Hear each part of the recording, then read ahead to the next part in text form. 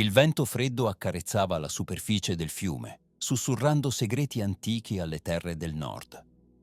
Un uomo avanzava lungo il sentiero, il mantello consumato dalle intemperie, il cuore saldo come una roccia nella tempesta. Il suo nome era Oscar e portava con sé una luce capace di rischiarare le notti più oscure.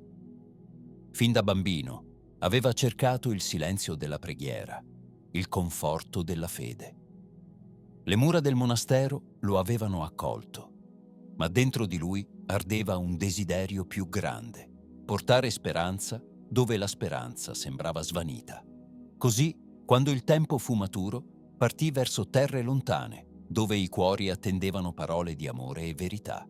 Le navi scivolavano sulle acque gelide e Oscar, con gli occhi fissi sull'orizzonte, pregava per coloro che avrebbe incontrato.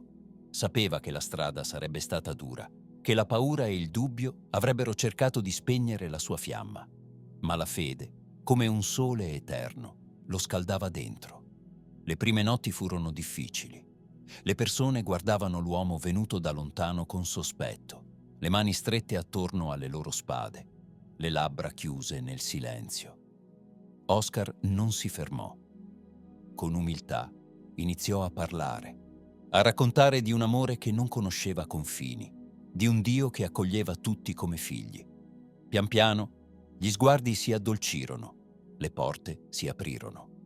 Il suono delle campane risuonò nei villaggi, un richiamo che parlava di pace.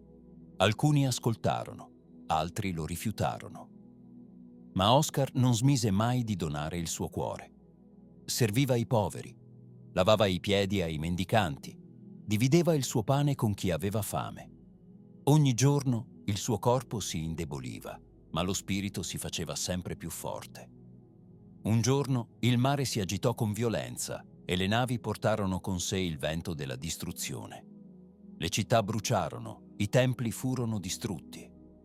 Oscar guardò quelle terre amate sprofondare nel buio e sentì il dolore stringergli il petto. Non fuggì, restò, ricostruì con le mani piagate, consolò con parole gentili. Quando il tempo della partenza arrivò, il corpo era stanco, ma il cuore era più luminoso di 1000 stelle. Si addormentò con un sorriso, sapendo che i semi piantati sarebbero fioriti nei giorni a venire. E così fu. Le sue parole continuarono a vivere. Le sue azioni rimasero impresse nei cuori. Le campane ripresero a suonare. La fede rifiorì come un campo dopo l'inverno. La luce che Oscar aveva portato non si spense mai. Danzò nel vento e si diffuse ovunque, portando speranza dove prima c'era solo ombra.